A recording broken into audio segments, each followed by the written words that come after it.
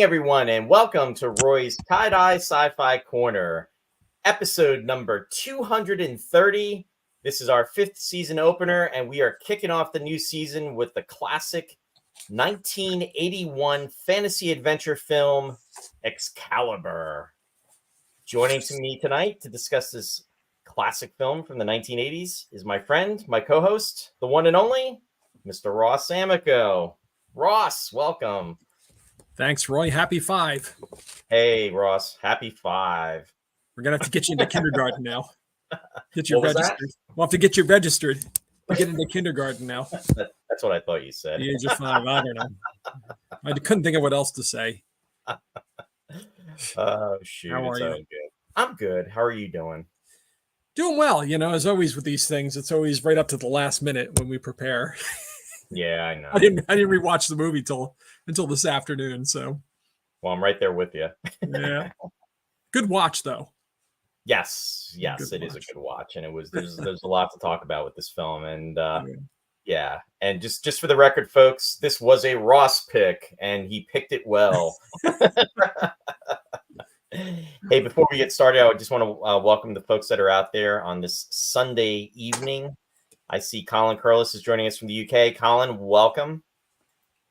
Dennis Chevalier is joining us from Canada. Welcome, Dennis. Randy Lee is out there joining us from Wisconsin. Welcome, Randy. Good to see you. And let me see. Randy, I'm closer to Canada than Roy. Yeah, you probably are. And Ross, too, for that matter. Jerry's also joining us. Jerry, welcome to the show. Jerry's joining us from Michigan. Good to see you out there. And I think Lou is also out there as well, too. Let me see here. Yes, there is Lou. Welcome, Lou. Lou is joining us from Rhode Island, and he said you both need those 5 jackets like they get on Saturday Night Live. Yeah, yes, there we go. Brennan is joining us from Massachusetts. Welcome, Brennan. Good to see you out there. And let's see, Don Bethman is out there. Don is joining us from Delaware. Welcome, Don. And Matt Anthony is in the house. Matt, hi, guys. A joke overheard at the round table. Oh, my God. The grand such ants in his pants passing on. Yeah. Bruce is joining us from Canada. Welcome, Bruce. Hello, gentlemen. I can't stay. Wanted to wish you all the best from the airport in Calgary, Alberta, Canada. Thank you, Bruce. Great to see you out there. We appreciate the well wishes, safe travels, and thanks again for being out there. And Deborah is joining us. Deborah is joining us from Phillipsburg. Hey, Deborah. Good to see you out there, too. So, yeah. So, we're catching up with everybody. This is great. Yeah, we had to postpone the show. We had a couple things that came up, so we apologize for that. And that was my fault. I forgot. Yeah, it was supposed to be last week. Yeah, I overbooked my week. I had too many deadlines. That's all good. So I'm still working. Sorry about that. That's all good. Cherie's out there. Hey, hon. Joining us from downstairs. Hey. And yeah, I think we're all accounted for. So yes, so we kind of did a little rearranging with the schedule. So we are back to where we need to be. And what's really cool about this film is that this movie actually premiered back on April 10th of 1981. So we are literally 43 years ago within a week or two. So that in itself is pretty good. And Colin Curlis actually pointed out that the 23rd is St. George Day, his feast day. And St. George is the patron saint of England. So kind of King Arthur fits right in with that. Oh, there you go. Yeah. So right there. You are in alignment. We may have missed the one anniversary to the day, but we're catching up on the back end on the other one. Right. Hey, I want to say hi to May also. May is joining us from Canada as well. Welcome, May. Colin just said that was the year that he left school. 1981. Wow, 1981, 43 years ago. Yeah. I know I say this all the time, but my God. I know. That's insane. When did Excalibur become an old movie? Yeah. But I know it's an old movie because I rewatch it now and it's good. Now, truth be told, for whatever reason, I don't know what it is. I do not recall seeing this movie in the movie theater. Wow. Okay. And I knew it was an R-rated film. Not that kept us out of seeing movies. No, it didn't. But usually had to go with your parents or get the right, person at the box office to let you in. Well, now Really you give not me sure. Yeah. you're giving me flashbacks, Ross, of some horror stories. So Yeah. on the Yeah. flip side of that's Mrs. Metz, who used to drag, Joe everywhere. Yeah. And a lot of times we'd go with them. So there was that piece of it. And then there was the times where we tried to get into the Budco movie theater. And as I would like to describe that very pleasant individual that used to work at that theater as the house manager, is the BEM of the movie theater. Yeah. I don't want to tell you what we called her. It wasn't very nice. She was so mean. And I'll never forget the way she looked. I mean, she was like probably about 5'4". She had this really short blonde hair. It was just like poker straight. She wore these glasses that were like, rectangular glasses, and her eyes were like piercing, and she was just mean. Are we talking about the same individual? Yeah, of course we are. Okay. I hope she's watching tonight. Probably one of our biggest fans, Ross. Yeah, I know, exactly. Oh well. I mean, I'm not somebody that usually does this on the show, but I'm totally scarred from life after yeah, meeting her wrath at the movie theater when we were just like, going to see a movie, and all we're gonna do is see a movie. Yeah. Oh boy, Randy's saying, yeah, nudity. Yeah.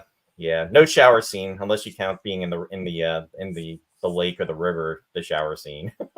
It's funny that anybody would even be concerned about the nudity. I mean, yeah, there's nudity in it, but I mean, if that kept us out of the theater with all the arm loppings and like flesh hanging off the spears and stuff. And of course, now it's not that. This would be a PG movie today.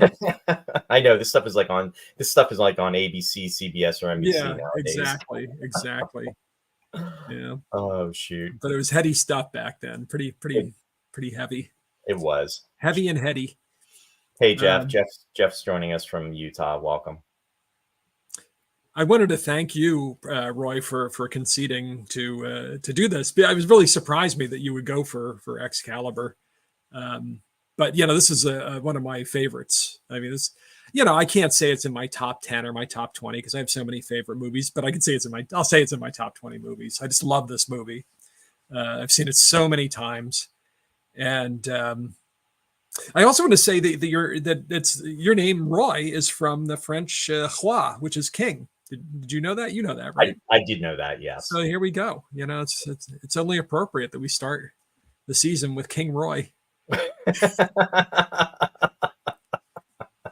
The tragic heroism of King Roy. Colin says you want a pay raise. That's what it is.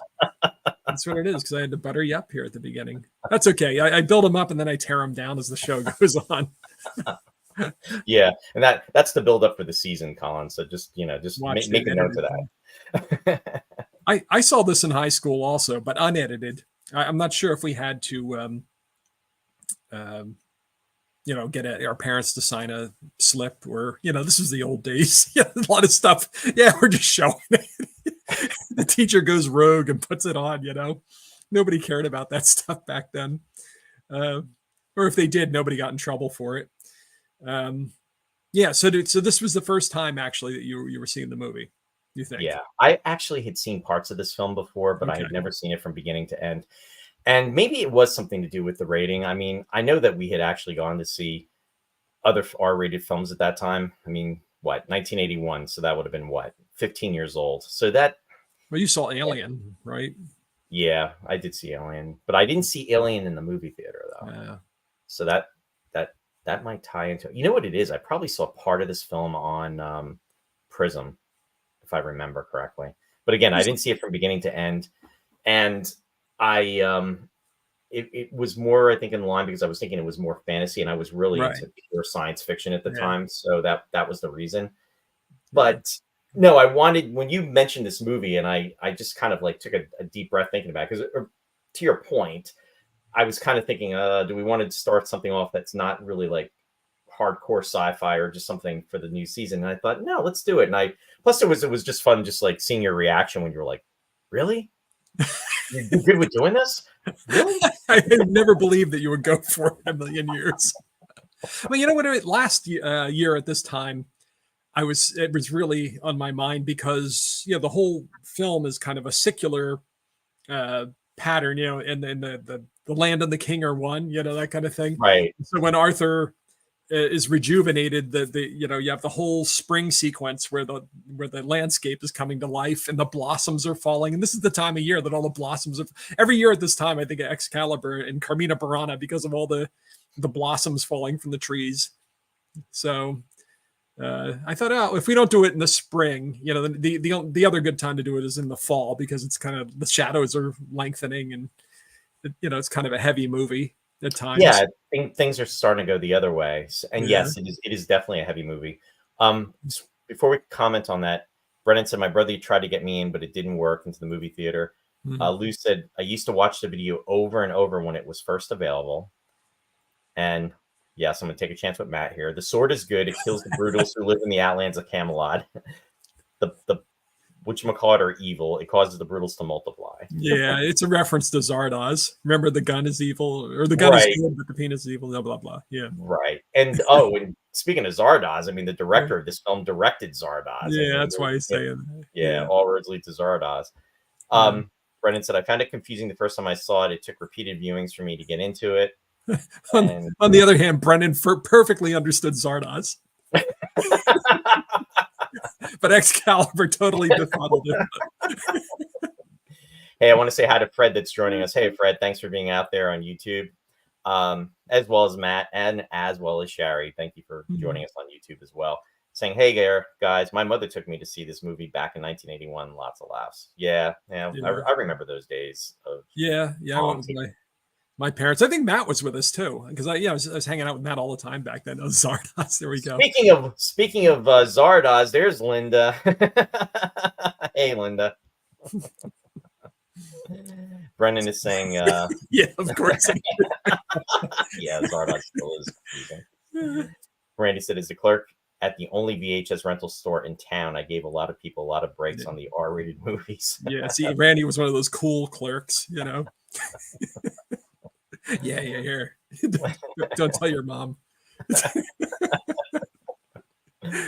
Oh boy.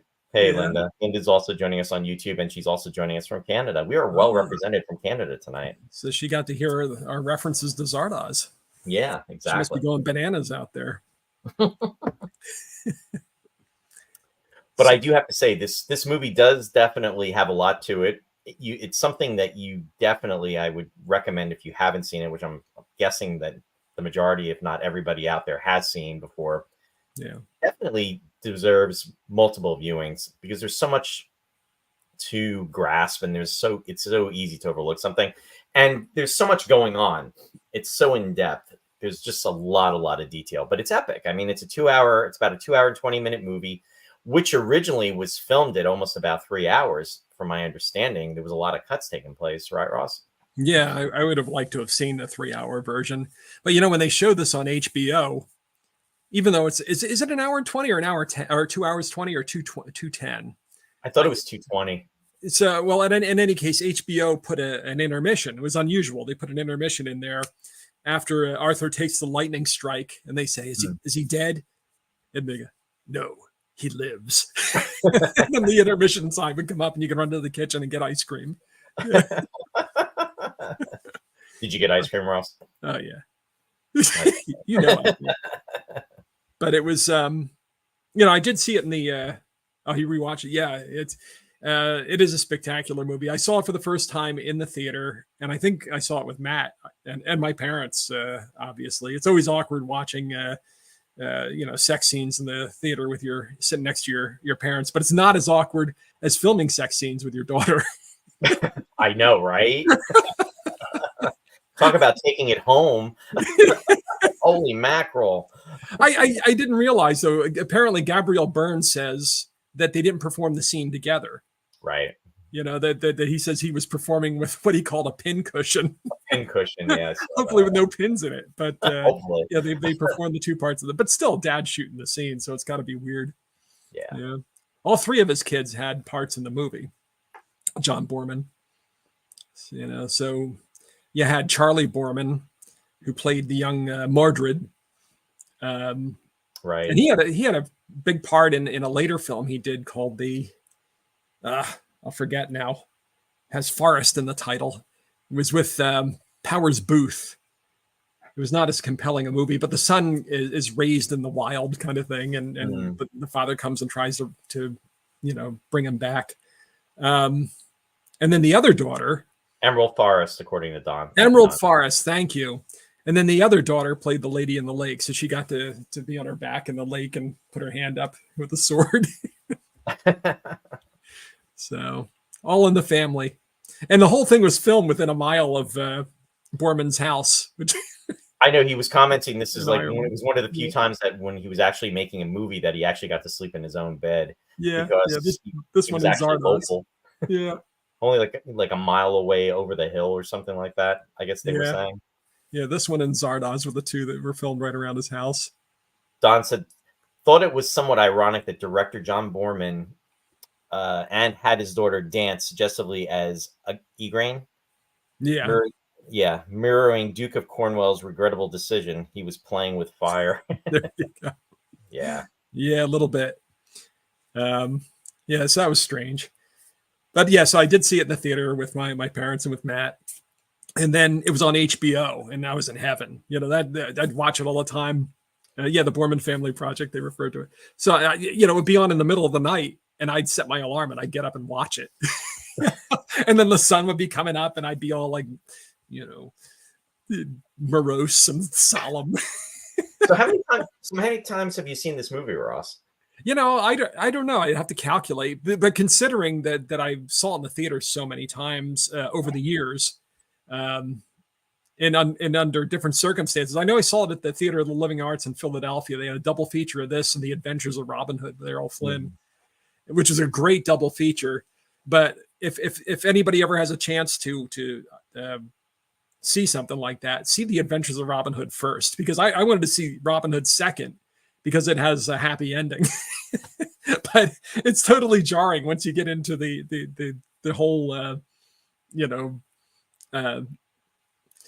get in the zone with Excalibur. It's such a weighty movie. Right. Robin Hood just becomes like a mosquito flying around. And I love that movie. I mean, that's another one of my favorite movies. But I've mentioned before on the show this fantasy and science fiction class that I took in high school. And somebody else mentioned that their teacher showed it in the history class, but censored. This was a class for, I guess it was AP English or something. It was an elective. And so maybe I'm mixing the two up, but it was an elective, and you got to sit and watch movies and read, science fiction and detective stories. And you would have to write essays or papers on it, take tests on it. So basically it was an excuse to go and just watch movies and apply your English major skills to it. And, then you got an A. But one of the films we watched was Excalibur. So we got to discuss a lot of the themes in the movie and talk about the imagery and stuff. So that was fun. That would have been in 84 probably. Right, senior year. It was still kind of a new movie at the time. Yeah. But the VHS machines back then, they had the institutional thing is like the top loading like a tank. You hear all the gears going through. It takes like about 60 seconds for after you hit the play button for the whole process to start, and then where it actually comes up on the screen. Yeah. The good old days. Yeah. And the movie is it's almost like a literary movie. There are so many themes in it that are carried throughout the film on a bunch of different levels. But then you have like everybody dressing like they're at a Renaissance fair with the little headbands and stuff. And so it's kind of a strange movie. It's part Monty Python. You can't escape after Monty Python and the Holy Grail. You can never escape that. Is it going to slip into something very silly? Part Renaissance fair and part profound Arthurian tragedy. Well, that's just it. It really feels like there's a lot of different tones going on throughout the movie, where it's almost like comical, and then it's serious, it's tragic. The film has a little bit of everything, Yeah. What's interesting is that these mythological heroes, the legendary heroes, the classical heroes, they always let you know how they die. You know what I mean? American heroes, you never get that. You know what I mean? It's like the movie ends and there's a sequel. The movie ends as a sequel. Movie ends And they as come back to life.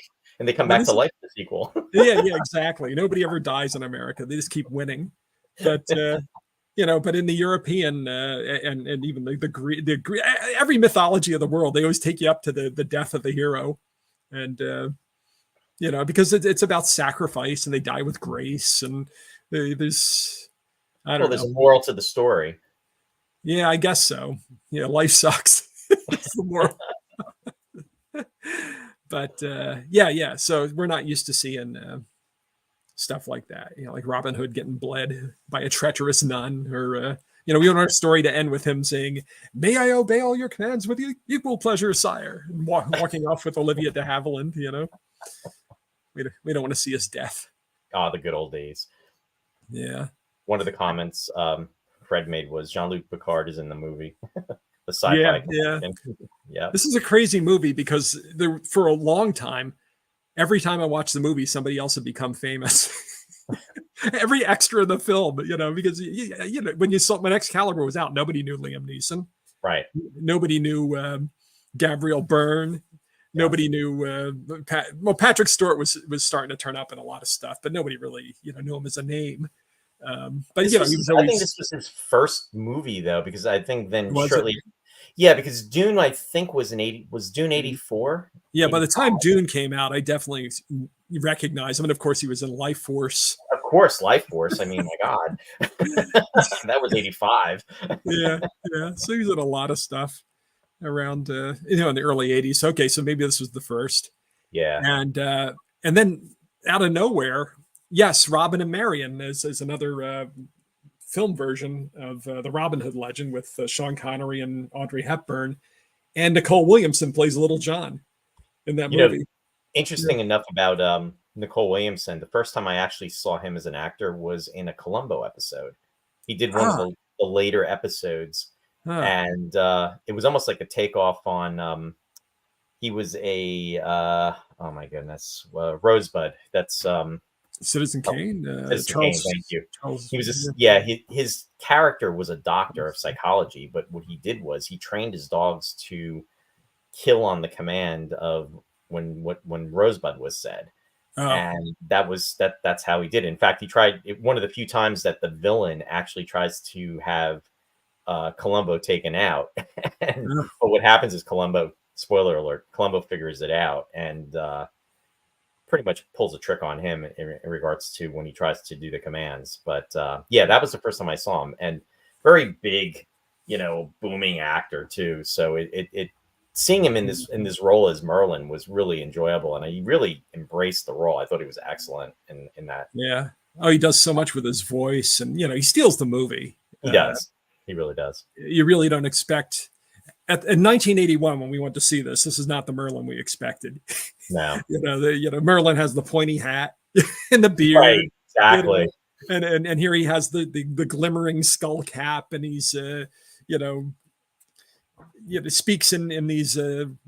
Why is it whenever there's a mentor in these kinds of movies, they never come right out and say anything? It's always riddles and metaphor and allegory. So it's like, oh yes, Merlin, we understand exactly what you're saying, but nobody knows what he's talking about. And then tragedy happens. And why is it? Yeah. And why is it always the apprentice is always turning on the mentor? Yeah. So Nicole Williamson, he played Sherlock Holmes in the 7% Solution, which is written by your buddy Nicholas Meyer from the Star Trek. Yep. I say your buddy because it's a road to Trek. Right. No, I know. And he turns up at the end of The Goodbye Girl. Yeah. Oh yeah. He also did. Oh my goodness, what was it? It's on the tip of my tongue. Oh, the Great Chase, or the.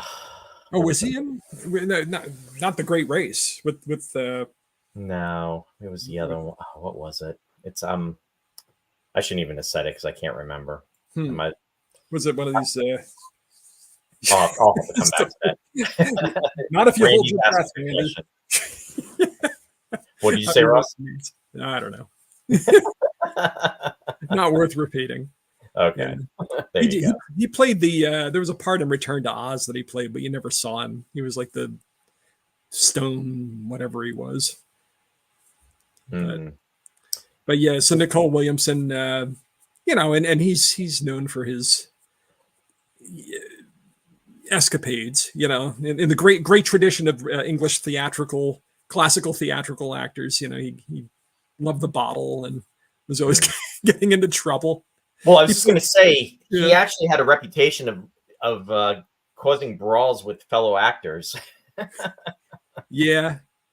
He was in a play on Broadway in the 90s called I Hate Hamlet. And he played John Barrymore, who, of course, was a notorious alcoholic Hamlet. Right. And so I guess maybe, it was a perfect match. He was method acting.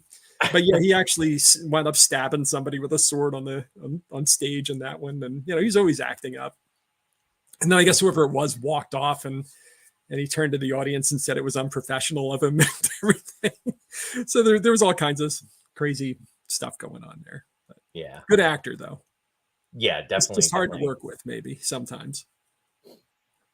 The movie I was trying to think of before I was way off. I was thinking of The Cheap Detective. I think that's The Cheap Detective with wasn't Falk in that? Peter Falk? So. Yeah, Peter Falk. Yeah, exactly.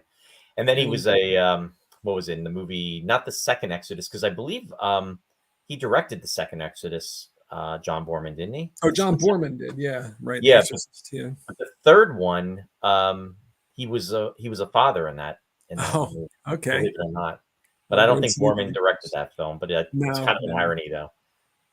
Yeah, I think William Peter Blatty may have directed it, the writer. I'm not sure though. Yeah, I'm not sure.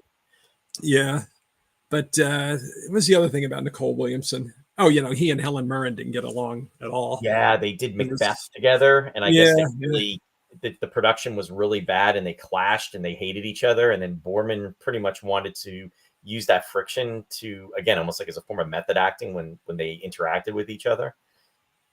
Yeah, they filmed it before Excalibur. It was filmed, and because I assume I saw it after Excalibur because I knew who they both were, and I was excited to see it when it was on PBS. It was awful. It was terrible. You would think Helen Mirren and Nicole Williamson, but apparently they really didn't like each other, and I don't know if it had anything to do with the product that got up on screen there or not, but it was not my favorite Macbeth. Yeah. Supposedly they buried the hatchet during the making of this film, and and became friendly. Yeah. So there you go. Well, I mean, Helen Mirren became very friendly with Liam Neeson. 4 years. Yeah. They went up moving in together. Yeah. Yeah. So. Go figure. Yeah, and it was funny. I knew he was in this movie, but I did like a double take, and I was like, wow. And I believe this was Liam Neeson's first film too, or wasn't it? Or one of his first films? I think so. Yeah. Yeah. And Karen Hines, you would never recognize him. He plays King Lot. He's thin and has a big black beard, but he looks nothing like. If you ever look at his photo, you'll know who he is probably from any of his stills now because he's in a million movies. But he looks nothing like he does in this movie. But again, I watched Excalibur like 20 years after it was out. I was like, oh my God, it's Karen Hines. Somebody else in Excalibur got famous. He was just in, he's in a lot of stuff, but he was in Kenneth Branagh's Belfast. He played the grandfather. He was in the John Carter movie. He was in, I think he was in Munich. I'm not sure, from one of the actors in Munich. He's in a lot of stuff, though. He was in the adaptation of Jane Austen's Persuasion. He plays Captain Wentworth. Yeah. Yeah. The interesting thing is with a lot of these people, like you said, he was playing the grandfather. This film is over 40 years old. So with that, it's these parts, it's crazy, but it's like generational in regards to what they're getting and what they're doing now. And back then they were like kids. Yeah. Oh yeah, definitely. I mean, how young was Liam Neeson? Yeah, I think he was only like in his early 30s, if that. And Helen Mirren, same thing. Early. And she's like 79 now, and this is 44 years ago. So that's yeah. And she was in a lot of stuff. I mean, she was in movies for at least over 10 years by the time this movie came out. Because I know she was in an adaptation of A Midsummer Night's Dream with Diana Rigg. Mm-hmm. And Ian Holm and a bunch of other folks. David Yeah. Warner. Yeah. Wow. All the classical train. I know. All before they were really well known. Yeah. Before they Well, I guess crossed the Diana bridge. Rigg would have been known, but go ahead. Yeah. No, I was just saying before they crossed the bridge, because I mean Yeah. they're amongst the classics. Yeah. Lou commented from IMDb, the initial fight scene had to be filmed 3 times. It was filmed at night, and all the film came out underexposed the first 2 times due to a fault in the exposure meter. The cameraman had a nervous breakdown over the issue and quit. Yeah. Yeah. What's fun is the one of the things that's fun about the movie is the armor and the fact that they all resemble different beasts. You notice that because you've got the two Pendragons. You've got Uther Pendragon and you got Arthur. And Uther represents barbaric England. Before there's law and order and because when Arthur comes in, it's a more there's justice, there's law, there's civilization. It's not just brute. It's not just brute force and that wins the kingdom. And we know that Uther betrays the Duke and all this other stuff. But so a lot of the armor in the early part of the movie, you see they all have visors shaped like pigs and that sort of thing. And then later on, for some reason, I thought Lancelot had like swan's wings on his helmet, but they look more like fins on a fish. The shining armor they had kind of fins and kind of that sort of ornament to it. So I just and some of them had horns like the bad guys and stuff. So these are really important details, and this is something that potentially could be missed if you didn't catch it. And this is such a reason to go back and watch this film for things of that nature. This film you could easily watch, I would say, at least 3 times minimal, if not more, and it would still hold up. Granted, it's lengthy, but there's so much to capture, and there's so much that you can really take in. Let me see here. Don commented. He said, Nicole Williamson's unique inflection is one of the most memorable in film. Level 100 speech skill. Yeah. Absolutely. Age of consent. Linda said, I haven't seen this for so many years, and I didn't know Hines back in the day. I love him now. First saw him in Rome. Okay. Matt said, right. Yep. Uther Pendragon. Yep. And Linda says, it seems so weird to remember this from 41 years ago, although at that time, 40 years earlier was ancient. Like, what? Yeah, I know. Isn't that true, Linda? Seriously, thinking in terms that back in 81, that would be what? 1941? It's like, what? Yeah, exactly. It really shows you how quick time moves. Yeah. Yeah. Oh, one of Ken Russell's early films. Oh, yeah. Byrne did. Yeah, she was in a lot of stuff. I can't think of which Ken Russell movie she was in. Ken Russell's another guy who liked to try to film around his house. Yeah, right. Often, especially later in life. But yeah, I like Helen Mirren a lot more now, actually. She has done so much, and she's just so well respected too. Yeah, and of course, now that I like her, I like impose it back on 81. I like her then too. But back then, there was something about her that didn't quite land with me. Well, she's and one of the last good, but yeah, one of the last films we discussed that she did was 2010. Oh yeah, she's good in that. Excellent. Yeah. And there are all kinds of symbols and images in this movie. Mm-hmm. I mean, the sword Excalibur itself. It's interesting the changes that they made to the source material, because they largely drew from Mallory's Le Mort d'Arthur, which translates as The Death of Arthur in English. It was written back in the Middle Ages. Sir Thomas Mallory was in prison. I think it was during the War of the Roses. I'm not sure, but there was some reason he was in prison. It was a political thing. And while he was there, he wrote these legends of King Arthur down, and they became kind of the definitive legends. But there are many other sources, that predated Mallory, and that's how he knew the stories. But they took these as kind of the source for their screenplay, but they were drawn from all kinds of other stuff and made all kinds of modifications. And like anything where you have that kind of scale of characters, like if anybody ever came in the future, like after Disney turns to dust and took all the Star Wars stuff and said, how are we going to tell this in a 2-hour movie? They would have to take all of the different, stuff from all the different sources and put it into one movie. That's kind of what they did with this. So they wind up combining characters and themes, right, and adding all their own stuff over the top of it, because there's none of that the king and the lander one, right, which is what essentially saves his life in the end. Yeah, and the earth is the dragon, and then that's sort of the metaphor. The earth is the dragon. They added all that stuff to it. So yeah. Brennan said, I tried to read Lamort the Arthur, but I couldn't get into it. It was very disjointed. But that's what makes this movie such a great adaptation of that book, because it is disjointed. And there's certain scenes in there, there's like all this mystery and mystical stuff. There's certain scenes in there where a knight will wander into a room and there'll be like 3 levitating heads or something like that. And at the end of it, you're like, what the hell was that scene? Yeah, what does that mean? I know it's some kind of like, it had to have some kind of religious symbolism or something, but I didn't quite get, because there are 3, but I don't know what the hell just went on in that scene. And this movie is full of that stuff. The Trinity. Yeah.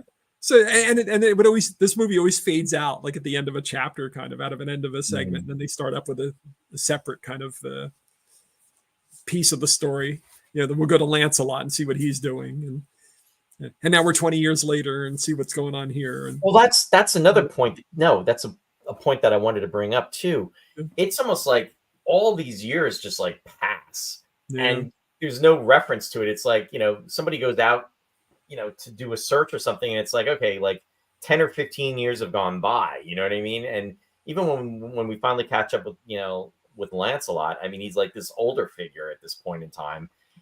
And so much just has changed. And the same thing with Arthur. It's almost like, how long was he just like sitting there devoid of his, his life force, no pun intended, and in his essence. And he's just like pretty much like dying because he has, he's lost his will after he gets, lightning or shot with the bolt of lightning. Right. And the spirit's kind of broken by the affair, between Lancelot and Guinevere. Guinevere, yeah, exactly. But they add that whole thing. There's another legend in the Arthurian legends about a character called the Fisher King, who's the guardian of the Grail. And he gets wounded. Like he fails in his duty. He's like distracted. I can't remember if there's like a woman involved or not, an enchantress or something, because I'm going to go way off. Wagner wrote an opera called Parsifal, which is about Percival with the Grail. And in that opera, there's a character named Amfortas, who is the guardian of the Grail. And yes, he's dallying with somebody in this Garden of Delights, Kundry. And while that's happening, the wizard Klingzor, kind of castrates him with the spear, or wounds him with the spear is what it is. And so while he's all languorous and wasting away and stuff, and Parsifal has to come in and get the Grail and restore him, heal his wound. So that's kind of like what happens in this movie with Arthur. He's kind of emasculated by this affair with his with Guinevere's affair with Lancelot, and yes, he does get struck by the lightning, and then he winds up having the incestuous relationship with his sister that produces with Mordred, and so there's a lot. He had a lot of stuff on his plate. Yeah, you can understand why he would have been a little depressed. Oh no, I'm not questioning that. It's just, especially after he winds up, conceptualizing, conceiving, conceived, his son. She wound up conceiving his child, and it's his sister. I mean, that was as messed up as it was too. Yeah, and that's in the stories, but it's not always her. He's got another half sister, or sometimes it's the aunt. I can't remember. Morgause, and there's Morgause, Morgana, and Morgan Le Fay, depending on what the story is. And I'm not totally brushed up on these things. I just remember from having read these things back in the 80s. I think I read Le Morte d'Arthur probably about 20, 25 years ago. I got around to reading that one, but I read a lot of other ones before that. Matt also commented. He said, "Did anyone notice that Merlin seemed to visit Yeah, Dagobah prior to exploring the nature of the forest of the dragon?" absolutely. Well, yeah, those archetypes, but yeah, totally. Merlin's Yoda. And he also said, "Ross, how do you manage to reduce 6 hours of passive bell into 3 minutes?" There's a lot of padding with all that music. Exactly. I just did Parzival in 3 minutes, 6 hours. Brennan said he did not choose wisely. They had an awful lot of boa constrictors in the British Isles, didn't they, back then? Seriously. Yeah. Drink your drink. You did Hey, Leslie. She was delayed by the dragon's breath. Don't go into the mist. Stay out of the mist. She's speaking the charm of making. I know. Right. Even as we're speaking, she's doing a meme.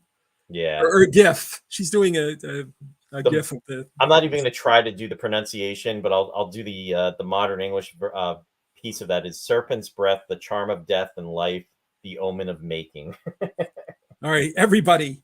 Anal nathrak ethus bethu dorial diende.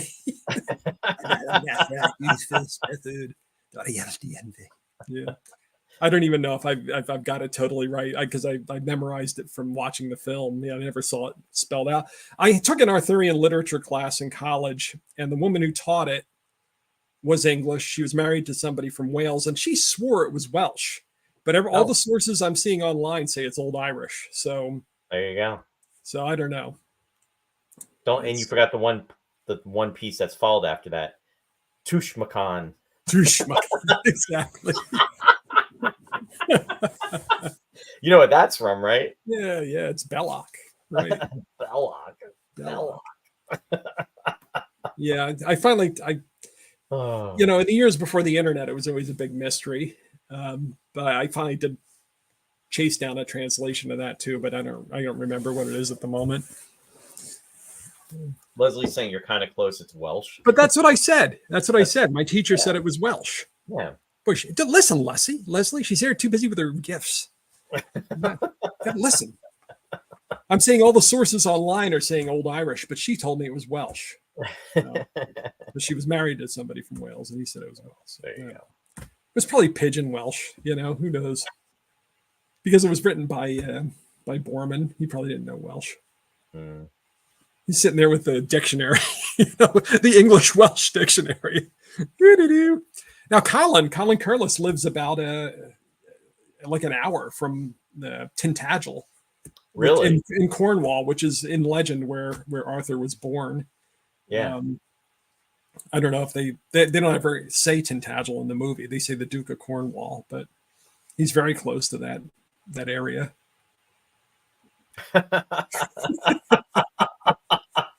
Because we all know how much Ross loves GIFs.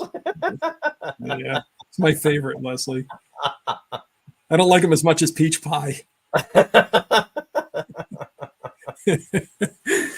There we go. But yeah, the location was amazing. It was so beautiful where they shot this at. Yeah. Sites and everything. Yeah, they filmed most of it in Ireland. I'm just saying the setting, the historical setting, the legendary setting, or whatever you want to say, was supposed to be in Cornwall. Right. They shot at Powerscourt Estate. Yeah. Kerry, Roundwood, County Wicklow, the Keir Castle, County Tipperary. Yeah, Tipperary. It's a long way to Tipperary. Yeah. That waterfall was cool. I didn't know they had anything like that. Yeah, it's pretty neat. But that was Go ahead. No, I just found out today. I didn't realize that they shot the battle scenes from Henry V in that same place because it was wartime, and they didn't want to leave the British Isles, so they shot it there. Yeah. I am not even going to put that up what Matt just wrote. You actually read ahead? Yeah, I'm getting better. Hey, Micah is joining us from Canada. Hey, Micah. He's saying hi from Brooklyn, New York, temporarily. Hey, Micah, thanks for joining us and welcome to the States. Brennan just said, it reminded me of Bruce Campbell character in Army of Darkness that had to memorize Cleto Barata Nictu, but forgot the incarnation when the time came. Cherie commented, she said, what I liked about this movie is there was no CGI. Absolutely. And I was thinking about that the whole time I was watching it, how much less effective it would have been had it been computer. Just because it was so, even in the beginning when he's doing the dragon's breath and you see the kind of the projection of the castle in the background, that is just so cool. Right. And it just would not have been as good with the CG. It would have wrecked it. It wouldn't have had the gravitas. It wouldn't have had the that's a good word for it. Yeah. I mean, come on, if you have Wagner on the soundtrack, you can't have CG. Visuals. It's got to be heavy. It's got to have Stonehenge and armor. Stonehenge, yeah. Yes, Leslie, we did make the Star Trek reference. We didn't officially make it, but we discussed it. So yes, but thank you. Yeah, Patrick Stewart. But I'm just going to throw up a few images of the different just to remind the folks out there just some of the different actors that were in this. So you've got Nigel Terry. He was 35 and he was playing a teenager when he did this too, and playing Arthur. Sadly, a lot of people that were in this movie, they were also passed away too. Well, a lot of time has passed. Yeah, I always thought Nigel Terry, deserved more of a. I mean, he worked. I mean, but he wasn't like doing a lot of internationally. He didn't become a big name. Right. I remembered him from Lion in Winter. He was one of Peter O'Toole's 3 sons in the movie. He was Prince John actually in the movie, and he was totally repugnant. So it's kind of funny to see him turn around here and be, like the ideal king, kind of. I mean, he had his flaws. He was a human king, but at least he tried. And it's interesting too. When I would hear him speak, I almost felt like he was dubbed sometimes because he just had a very what was projecting from him didn't sound like it could. It was like his voice at times. Did you get that at all? Yeah, no? I wonder if they did any looping, like dubbed their own voices, or there was an issue with when they first did it with the Dolby version, apparently, where the voices weren't quite in sync. And they had to go to mono. I think so they went to mono, but I noticed that sometimes in movies where, and I can't tell if it's just the transfer, going through, or if it's the equipment, or if it's actually how they film the movie. Unless it's a kung fu movie or an Italian bodybuilder movie, then I know they're done. Yeah, what'd she say? What'd Linda say? I didn't see it. Linda said Nigel Terry was awesome in TLIW. TLIW. What is TLIW? It's the opposite. It's a mirror. It's Wilt backwards. I'm not sure what that is. I don't know what you said. Yeah, you're right. You're right. Cherie said, I noticed the dubbing too for more than one actor. Yeah. Okay. See, well, there were a lot of accents going on in this movie. Oh yeah. Oh, The Lion in Winter. Thank you, Leslie. Oh, Lion in Winter, of course. Yeah, we were just talking about Lion in Winter. Yeah, we're just talking about that. Yeah. Sorry about that. Yeah. Don said the film is colored almost entirely with lush greens and shiny grays, with the exception of magically vibrant Helen Mirren and the drab Grail chapter. Yeah, and in fact, they augmented a lot of the forest scenes. You could see they had green light that was reflecting off the armor and off the sword and stuff. And in fact, at a point, I was wondering if the green had to do with Excalibur, because it seemed like every scene with Excalibur had that green on it, kind of like in Superman when he was carrying the crystals, the green crystal that became Fortress of Solitude and so forth. Well, that was my tribute tonight for the with our scrolling and also with our names. I did it in green for that reason. Oh, okay. for the movie. Yeah, because there are visual motifs in the movie. There's hi. Hey, James. Thanks for joining us. James is joining from Australia. Yeah. Welcome, James. So today is tomorrow in Australia. So thanks for being out there, James. Hoping you're having a good morning.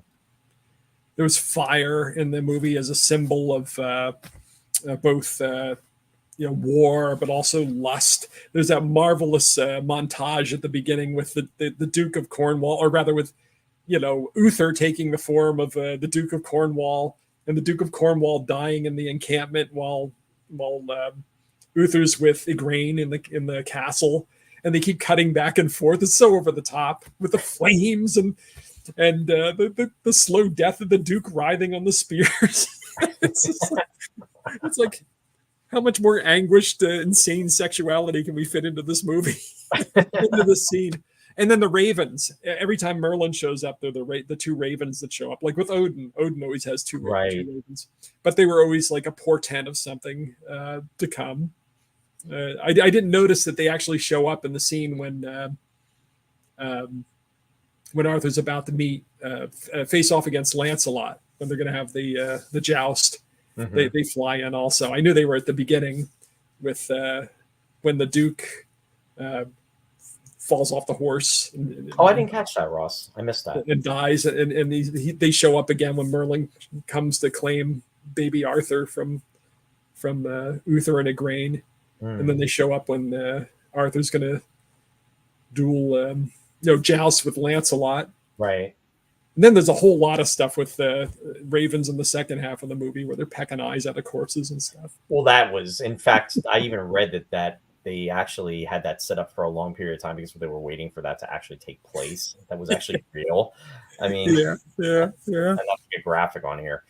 Matt commented, Terry died relatively young of emphysema. Unfortunately, like Gabriel Byrne, he was a heavy smoker. Yeah, he was only like 69 years old when he passed away. Yeah, it's too bad. It's tragic. Yeah, I saw him in a couple of Derek Jarman movies after this, but that's all I know he did a lot of other stuff, but I never saw anything else he did. Yeah. Green magic. Yeah. Green magic. I was like, just because some tartan upon you a sword, it doesn't make you a king. That's why he had to be knighted. Yeah, exactly. Brendan said, Siskel and Ebert did not like the movie, mostly because it was too beautiful. Yeah. I mean, Ebert had some nice things to say about it, but I'm not sure if they gave it a thumbs up. It was like a very tepid thumbs up. They were like kind of divided. My favorite criticism of it was Pauline Kael. In fact, I wrote it down. I liked it so much. She said the movie had a crazy integrity, and I think that about sums it up. It's a crazy integrity, but she said it had impassioned imagery with a hypnotic quality. However, she also cites its near atrocious dialogue. So mixed. She was mixed on it. Yeah, I'm watching it today, and it's like when it ends, I go 4 stars. It was good. It was very good. No, it was a great choice for us. It helped. Heck, Orca even gives it a thumbs up. There you go. According to Leslie. I just think it's really skillfully done. It grew out of originally John Boorman was back in the 60s. He wanted to make a movie about Merlin, and this is a long-term project for him. And in fact, the working title for this, he wanted it to be Merlin, but there was another show on television that used Merlin in the title, so then he was going to call it Knights, and then somebody else was using Knight in their title, so they finally settled on Excalibur. But back in the 60s, he wanted to do Merlin. The studio said, no way, we're not doing Merlin. United Artists. They said, we got this, we got the rights for this book called Lord of the Rings. You want to do that? Yeah, I'll do it. Can you imagine like when the stock of Lord of the Rings was so low that you could just like kind of walk out and make Lord of the Rings? Anybody could have done it back then. Now you couldn't touch it, Right. But they offered him Lord of the Rings. He said, yeah, we'll do that. So he sits down with this guy who was a friend of his. He was an architect, and his name was Rospo Pallenberg, and he had never written a screenplay, but he wanted to write screenplays. So they sat down and hammered out a screenplay for Lord of the Rings, and for some reason that fell through. Which is kind of a good thing it did. I think it would have been fascinating because it sounded like it was a little bit like that legendary Dune that never got made by Alejandro Jodorowsky or whatever his name was. Yeah, it sounded like insane what it would have turned out like. So I'm glad they didn't do it. It would have been more Zardoz than So it's a good thing that Lord of the Rings fell through. But some of the executives from United Artists wound up founding Orion, or going over to Orion Pictures, and that's how they were able to pick up the Merlin there and make Excalibur. So I want to say hi to Terrence. Terrence is joining us. Terrence commented the director of this movie should have done that year's Lord of the Rings instead of that ridiculous animated cartoon. yeah, which is still better than the Peter Jackson version. I knew you were going to say that. I only say it because it's true. Randy commented there was that Ed Harris movie called Night Riders, which was basically Excalibur on motorcycles. Yeah, and that was one. That's what Ross was referring to. You're right, Randy, because it was that, and then there was the television show that was called Merlin, which I vaguely remember. I didn't watch that. It was on like in I think the late 70s, 78, 79, and that was part of the reason why he couldn't touch that with the title. Matt said, "How true, Ross. I like the film even more after viewing this today." Yeah. Night Riders was George Romero directed Night Riders, and Ed Harris was in it. I remember watching it at Matt's house. Yeah, back in the day. It was a very strange movie. They were jousting on motorcycles. Wow. Yeah. Wanted to give some more characters from the film. And I don't mean to offend anybody by taking such a strong stand in favor of the Bakshi version. I just prefer it. No, it's fine. Even at even having only done the first half of the trilogy and being totally disjointed toward the end of the movie, I still liked it a lot better than the Peter Jackson version. Matt said, odd coincidence, Nicholas Williamson narrated The Hobbit in a multiple album series. That's right. That's right. Yeah. Those never came out on CD, by the way. They're look at me, I'm like all stuck in the CD world. It's probably available for streaming, but yeah, I'm sure they're collectible as LPs. Well, there you go. But there, on the first shot, you got Paul Geoffrey, another person that passed away at a relatively young age. Yes, and of all the supporting cast, like everybody went on to become a name of some kind. Yeah. And poor Paul Geoffrey, who has a big part as Percival, has a higher billing than Patrick Stewart, than Liam Neeson, than Gabriel Byrne, than Karen Hines. He did a few things, but he wound up selling real estate in New Mexico for his career. And there's no shame in that. He just never caught fire as an actor. The only other thing I remember that I noticed him in because again I was very much looking forward to it was Greystoke, the Tarzan movie. He played what's his name, Clayton. Tarzan's father in the movie. Oh, right. At the beginning of the movie, John Clayton or whatever his name was. It's Merlin shiny Ming Magneto helmet, exactly. And there he is, and there's Nicole Williamson right there. I have to say, it was a very unconventional choice for Merlin, but again, maybe it fits in with that whole Renaissance fair, the '80s Renaissance fair. The other actor there is Corin Redgrave, as the Duke of Cornwall. Oh yeah, he was brother with Lynn and what's her name, Vanessa Redgrave. Vanessa Redgrave, yeah. Yeah, his dad was Michael, yeah. And then, of course, the last one, you have Patrick Stewart, who looks reminiscent of a Borg in that photo. He's Jan de Grants of Kaliard. Yeah, exactly. He's the king there. Yeah. And apparently not that much older than Cherie Lunghi, who played Guinevere. Yeah, because Patrick Stewart there is only about 40 years old, because he was born in 1940, in July of 40. So, yeah, he would have only been... So she was in her... How old was she? Was she in her late 20s, or was she 30? I don't know. Yeah. Well, that's why she was maybe in her 30s. I'm not sure. I read the thing, though. It was only like a 12-year difference or something at most. But yeah, which is not... Yeah, it's not a lot. Yeah, he was the king, Brennan. Yeah, one of the kings of the regional castles. Before England was unified, they had all the... Guinevere's dad is... Yeah, exactly, Leslie. Yeah, Guinevere's dad. And let's see, Jeff Sanger, Fire. We are the Borg. Over early, rather. Excuse me. Let me see, and then also after that, we have Keith Buckley. Yeah, I didn't look up any of these actors because I didn't recognize them in anything other than this movie, and there was just so much else to research. So many of them, though. But he did make an impression as Urian's on the left there. Yep, Urian. Yep, Clive Swift is Ector. Urian in the stories in Le Mort d'Arthur, he's married to Morgan Le Fay? Morgana, basically. Oh, okay. But as I said, they change everything for the movie. They're different legends, so sometimes Morgoth or Morgan is married to somebody else, King Lot or somebody. Well, King Lot is Sharon Hines or Karen Hines. I'm sorry, the guy who's in the background of where he's got Urian here. Orion.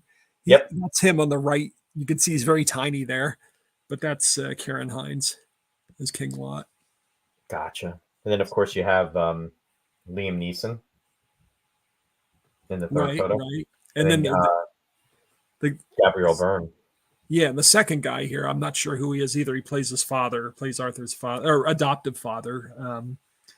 Was Ector, they called him in the movie. Oh yeah, he's Ector, and that's Clive Swift. No, I wasn't familiar with him either. Yeah. Now watch, we'll look him up and it'll have been in everything. Yeah, exactly. That's because he's British. And he's automatically in every movie. Yeah. Brendan said Cherie Lunghi played in Letter to an Unknown Lover with Matilda May, which was actually a pretty good little known movie. It just made my head explode. She still looks very, very good. Cherie Lunghi took good care of herself. Yeah. It's funny. Yeah, she's in her 70s now, early 70s. It's crazy. And Helen Mirren, of course, looks fantastic. Yeah, she's 79 years old. Yeah. So now time has marched on there. Yeah.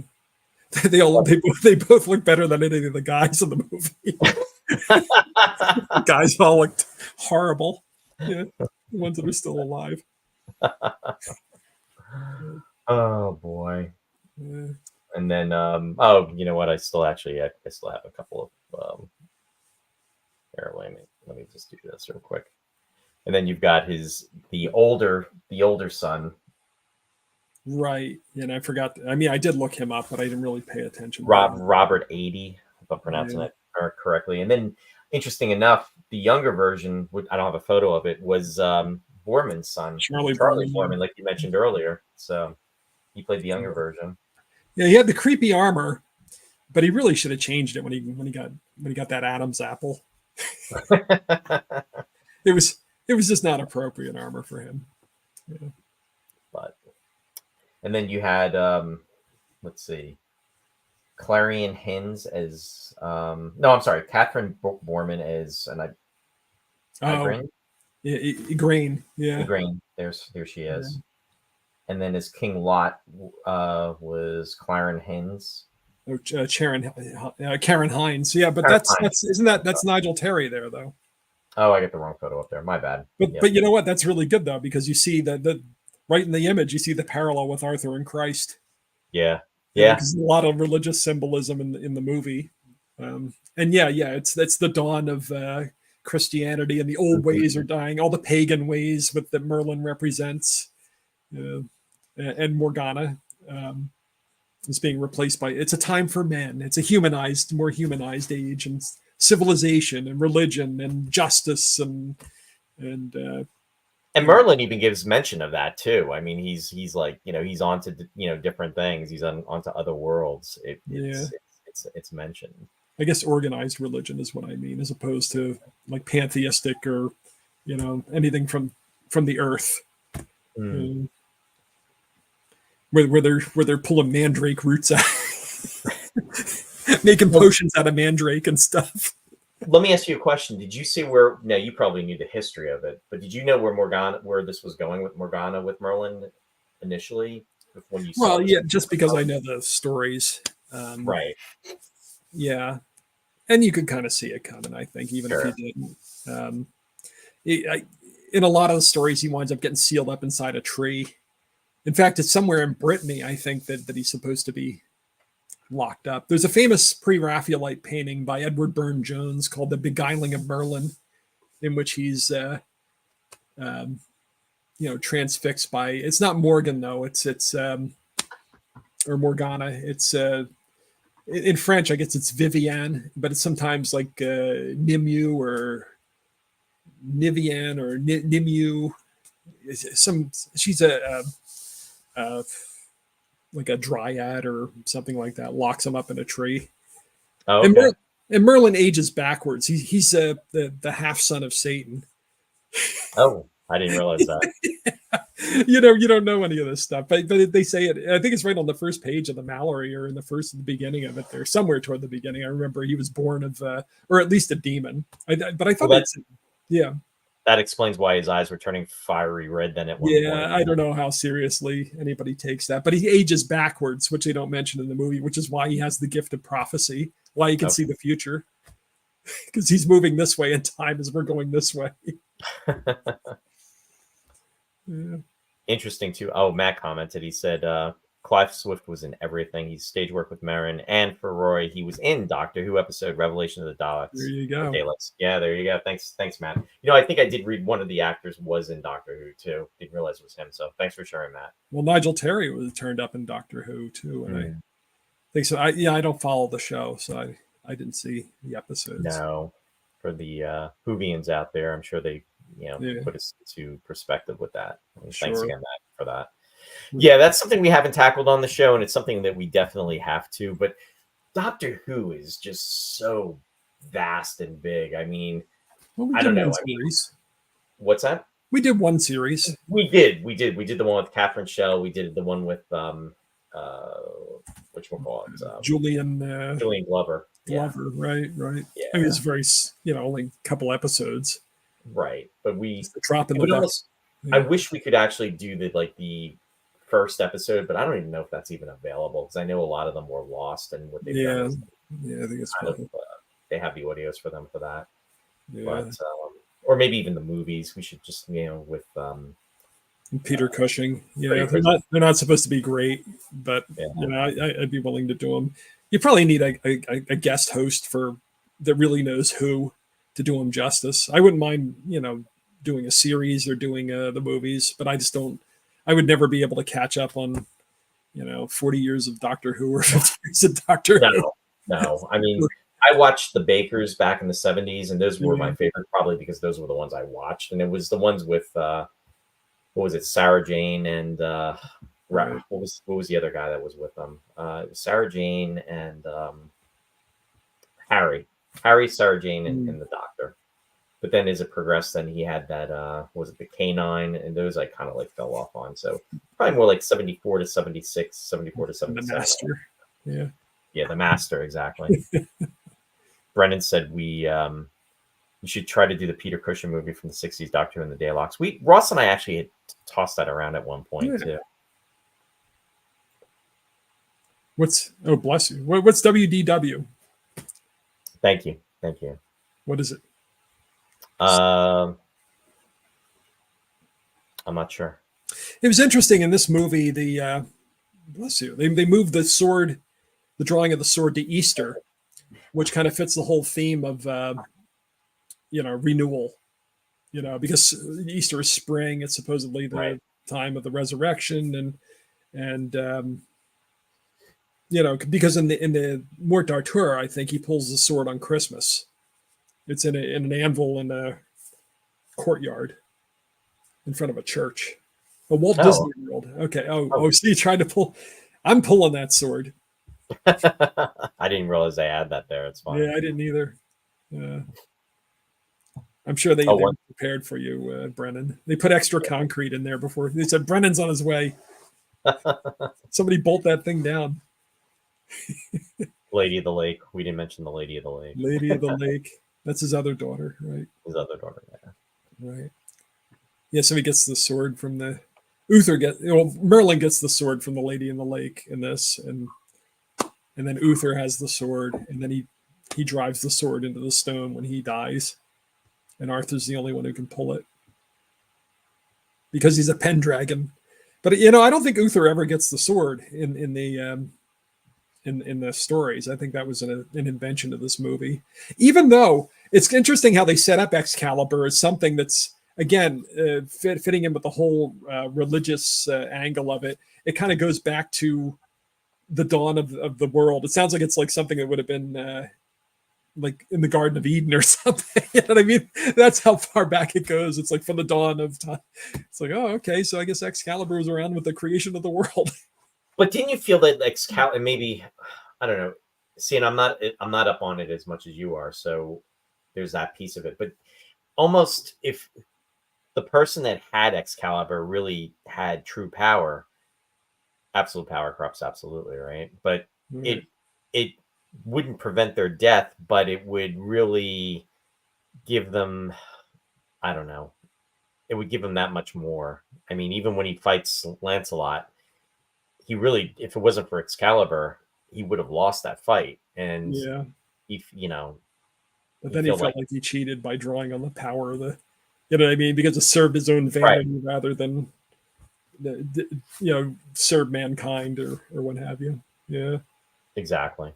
And I never noticed anything really supernatural about the sword in the stories either. It was just Arthur's sword. But it did have that symbol did have that significance because at the end, Bedivere throws the sword into the lake, and it's supposed to rise again. That's another thing, a legend in a lot of cultures about an ancient king in a time of need will rise up and protect the people. It's not just Right. England that had that.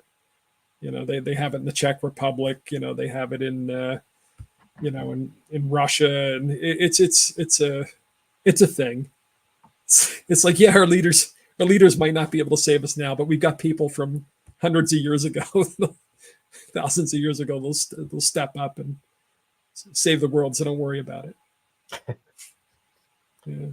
Matt commented, he said, I just watched The Gorgon with Peter Gorgon. Cushing and Christopher Lee. That would be a nice movie for you guys to cover. Merlin got mesmerized, petrified, and organized by lust. It happens. Gorgonized. He was eating a lot of gorgonzola in that tree. Funny, good stuff. Yeah. But yeah, and I'm just going to throw up a couple of more, just some moments captured. There's Gabriel Byrne.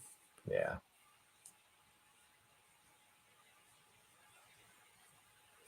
And then Merlin. And the Grail. Oh, that's not the Grail. That's the temptation, the cup they tempt him with. Right. Yeah, that's not the Grail. Insisting that he drank from it, and then essentially just turning into what was in the forest. Right. But of course, what are you going to say? No, go ahead. It's okay. I was going to say, of course, Excalibur is also a phallic symbol. Yeah. Pretty blatantly in the movie. Yeah, well, yeah, I forgot about that, but yes, I mean, they're gets driven between the lovers, and you have that really uncomfortable scene where Lancelot kisses it. But I won't talk about that on this show. This is a family show. Yeah. There was a lot of that going on. Yeah, the temptation of Percival, which is another kind of has religious overtones. You have the secret of the Grail, which I don't know. If I assume you've seen the movie, I don't want to spoil it for you, but it's the cup of Christ. So right, and of course Arthur is tied to it, so he's kind of a Christ figure in the movie. Sure. Yeah, it's reminiscent of everything that was going on in the third Indiana Jones film. I mean, the search and redemption is such a part of the movie. Redemption, sacrifice. So and then the trinity of the women taking him off to Avalon at the end. Right. Exactly. Yeah. There's a lot of meaning going on, and there's a lot of symbolism in this film. Arthur is Messiah. Yeah. Yeah. Well, like you said, especially with that one photo where he's next to it, it's almost implying that he's like a Christ figure, really. Yeah. Yeah. True. We talked about the allegory of the secular pattern of the movie, like the birth, the life, death, or decay, I should say. He kind of gets into that state where he's what's the word I'm trying to think he's of? He's losing his essence. And then he has kind of a rebirth. And then yeah, because what happens is he's rejuvenated. It's like a new beginning for him and for his people, and he is the land, so to speak. He is connected. Exactly. And you have the rebirth of the natural landscape with that, because as soon as things start going south with the Knights of the Round Table and everything, then suddenly you see everybody starve, because everybody has abundance and everything. He's saying, oh, there's no, there's no want in the land. Everybody's happy. And tell me now, yeah. Did you pick up on that? That was one thing. It was like when everything was at peace, it was almost like they were bored. It was like it was almost like it was too good to be true. And then it was like they were so tied to dealing with the external battles. Right. That once everything had been rectified, then they were dealing with the inner demons. You know what I mean? Yeah. Well, that's what it is. The idle mind is the devil's workshop. It's like suddenly all the evil starts seeping out in the court, all the intrigues. But it's also, Arthur is the most enlightened person in the movie, but it's still a warrior society. Mm-hmm. You know what I mean? It's like, this is civilization compared to everything that came before. This is like the apex of civilization, but it's still a warrior society, and it's still right. When they get together that first time, when they unite, England, say, yeah, we killed everybody. You hear somebody say, oh, we left a couple alive so they could tell everybody else. Okay, I guess the wars are ended. We're unified. Yeah, because everybody's dead. Right. And we took their land. But so it's still a warrior society, even if it's a step forward. Yeah. So yeah, they want to fight sometimes and have adventures. Right. Quests. They have to go on quests. And then nobody gets hurt. One step forward and two steps back, so to speak. Yeah. Give them a quest. They won't kill anybody. Leslie's asking, Roy, do you remember watching this in my living room on Laserdisc in '84, right? I do not, Leslie. Honestly, I do not remember watching this. Wow. And the person, who I'm going to ask about that, Leslie, is going to be Joe Metz or Joe Brickman, because let's see if they have memories of that. I remember Blade Runner. I remember maybe one of the Star Wars movies, but I don't remember seeing this. And actually, I don't think I saw this movie from beginning to end. I've only caught parts of this film. Maybe like I was saying earlier before you came on, it was like on Prism. So forgive me if I don't remember that. It's just, I don't know. It's weird. I actually watched this for the first time last night. Cherie and I were watching it, and then parts of it, the first half, and then I caught the other half today as I was working on the show. Yeah, I will. She's asking about Joe Brickman and Vince. Did Cherie like it? Or should we of it? Or should we not talk about it? No, we can talk about it. Yeah. I'm sure she'll comment. This movie had the kind of things that were closest, I thought, to like the Thomas Mallory thing, like the weird scenes I was talking about with like the three things levitating in a room or whatever. They had, oh, she liked it. Good. Okay. Lancelot fighting himself.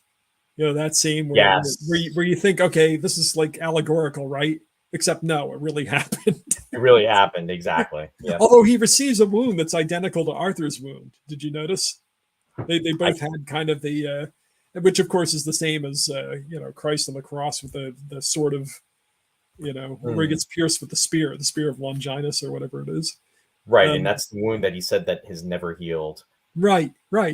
Yeah. So, but that scene where he's fighting against the Percival's temptation with all the cups and everything. Right.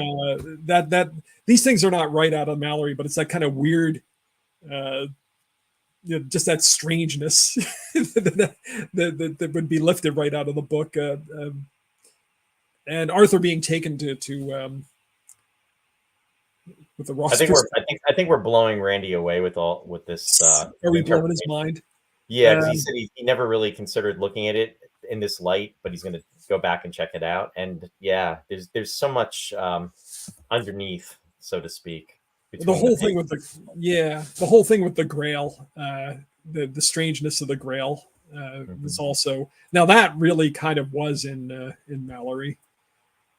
Not the fact that they make Arthur, the secret of the Grail is not what it is, and the secret remains a secret in Mallory. I mean, you just know it's tied to Christ, Shallow Me. No, but he said before that, he said, I just thought it was fun. No, well, it is It is fun. You're fun. right. It is fun. There's nothing. It No, is. you're not. It is. I mean, it wouldn't be as fun as it is if it weren't fun. It has all this stuff in it, but it's fun. Leslie's saying with him going to Avalon, some people say that he's going to come back. Right, well, exactly. Yeah. The once and future king. Yeah. We're waiting. Yeah. He knows this. That's why he said to put the sword back. Right. Well, just like still order. For again, the religious kind of connotations of the right. second coming. Yeah. The second coming of Christ. Yeah. He'll be returning. Oh, and you know what? Well, I'll save it for later. It's okay. Oh, my mom's out there watching. Hi, Mom. I see you out there. Thanks for watching. I hope I didn't say anything inappropriate tonight. You, Ross, never. Put my halo back on.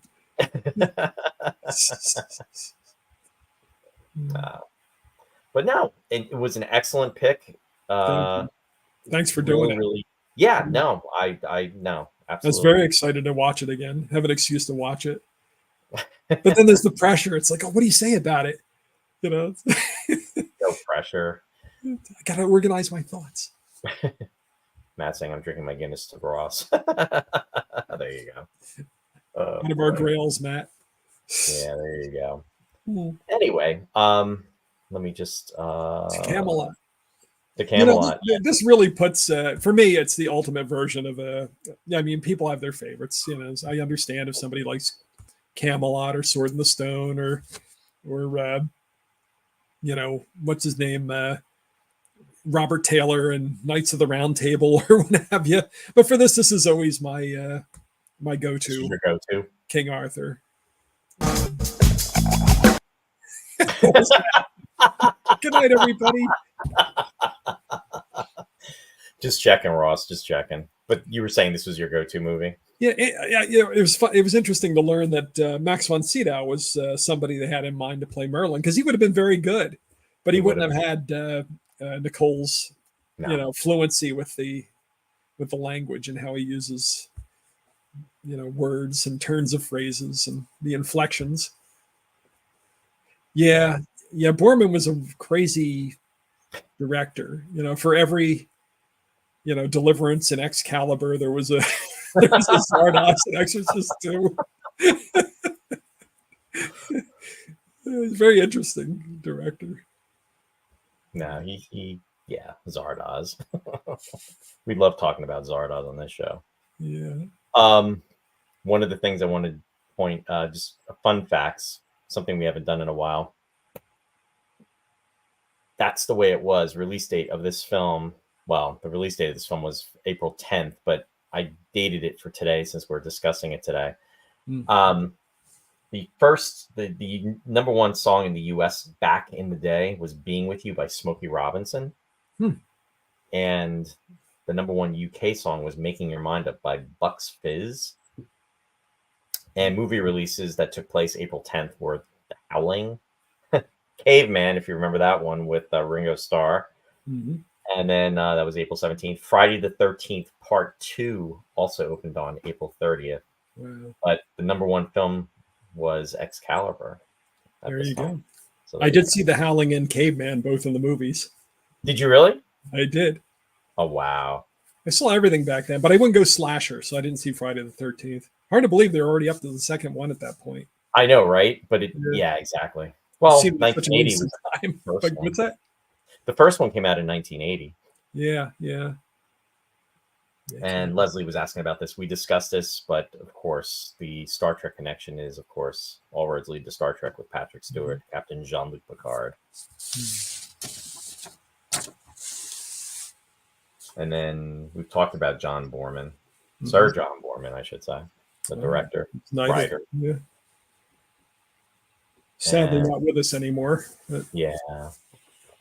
And then the musical composer, Trevor Jones. Who was the composer of the original music in the movie, not because most of the movie was, other composers that they had used from the classical music world. But Trevor Jones studied at the Royal College of Music, and also at the University of York. He had done a lot of short movies, student movies and short movies. One of them was nominated for an Oscar. I'd never seen it. Or won the Oscar, I think. It was called The Dollar Bottom.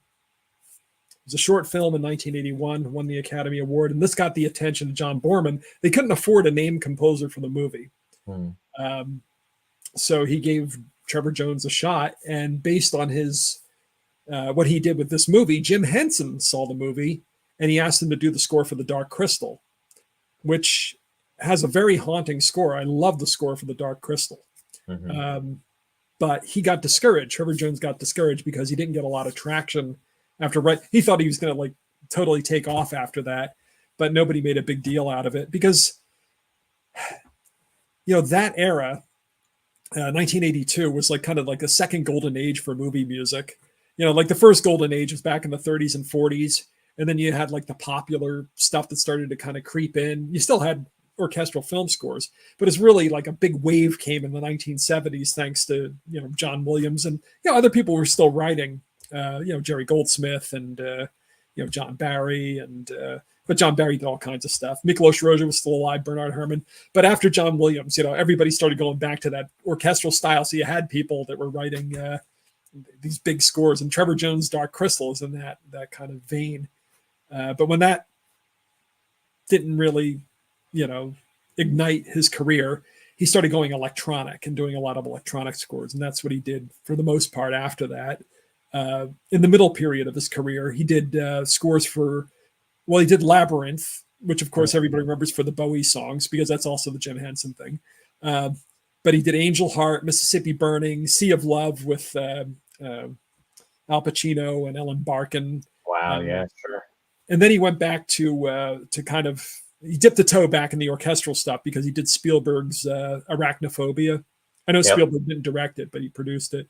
Did Arachnophobia, and he did his biggest score was for Last of the Mohicans, the one with Daniel Day-Lewis.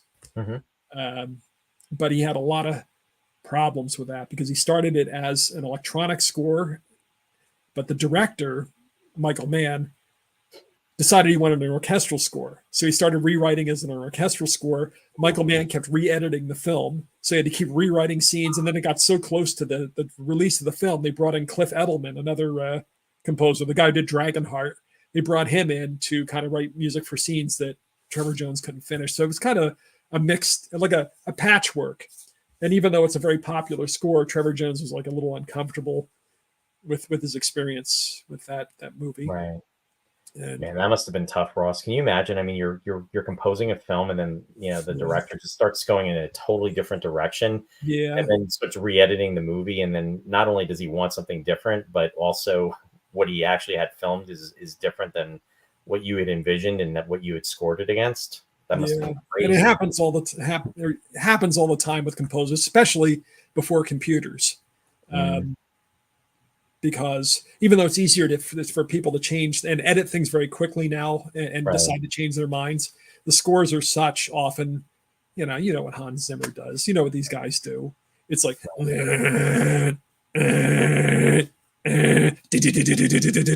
so they can like edit that however they want into the movie. It's not like John Williams where you're writing for 120 musicians or something. It's like, oh my God, how am I going to edit this to make it fit the images? So, but it happened all the time back then. People's scores would get tossed out, and but they'd have to write very quickly then. Sure, if you're writing a replacement score. So yeah. One thing I wanted to comment was Cherie was saying this too yesterday. The one song I recognized from the movie was The Omen. Now, the Omen, Jerry Goldsmith's big Oscar-winning score. It's kind of in that mode, in that style, but it's really from a piece by Carl Orff called Carmina Burana. It's a very popular piece of classical music, but the Omen kind of has the chanting voices and everything. Yes. Yeah, and Carmina Burana sets medieval poems by essentially a bunch of drunken, licentious monks who are in an abbey in Bern or someplace in Austria. But it's a very popular piece, and it begins and ends with that very famous chant that they use whenever Arthur's doing something heroic in this movie, and it's appropriate in that it talks about the Wheel of Fortune, the medieval concept of the Wheel of Fortune. Like, yeah, you're up here now, but fortune's going to swing, and you're going to be down here, or you swing back up, and nobody knows. This is fate, and it's and there's that whole cyclical thing with the movie, so it's more appropriate than you would at first assume. Right. So Karl Orff, Carmina Burana, and then a lot of Wagner. They use Siegfried's Funeral March from Götterdämmerung, the last of the Ring operas, and that was used for any of the when he pulls the sword from the stone, and any of the brooding stuff when he goes off into the sunset. That's all from Wagner's Ring, from Götterdämmerung, Twilight of the Gods. Siegfried's Funeral March. There's Parsifal, which is his opera about Percival. So that's appropriate. Anything to do with the Grail. And there were one or two other times when it got played in the movie. The Prelude, like the overture to the opera. It's the build-up. The build-up, yeah. So it was the Prelude from Parsifal that they played for those scenes. And then Tristan and Isolde. They were lovers. Forbidden lovers who they fall in love because of a magic potion. A love potion is what it is, and of course it leads to some tragic ending.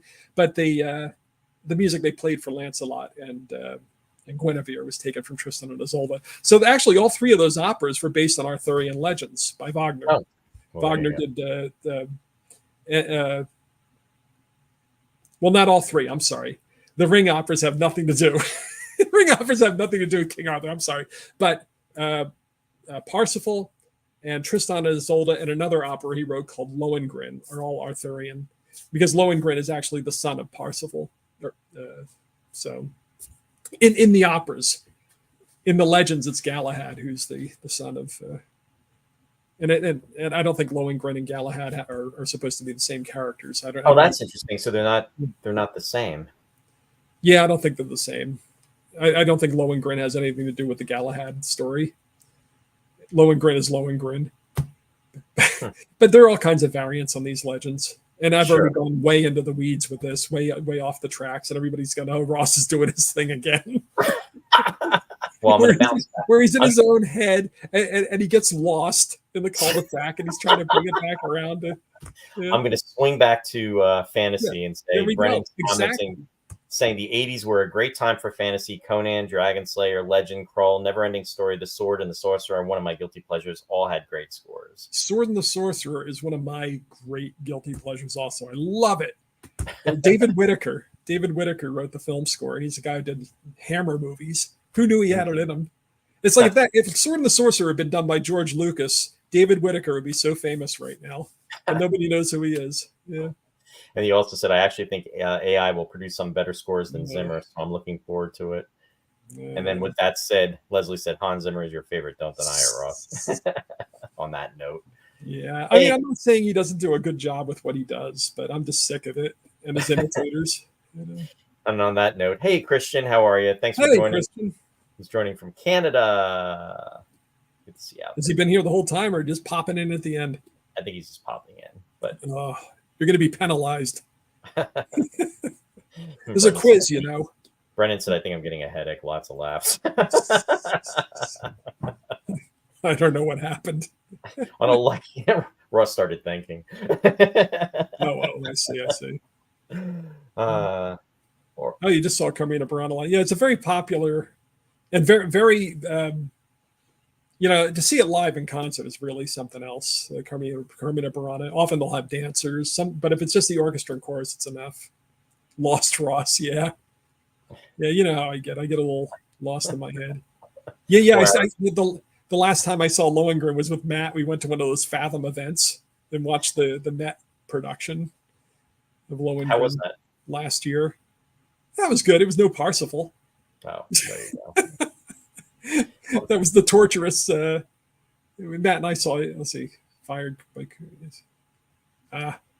We saw a torturous version of Parsifal at Lehigh University back in the 80s.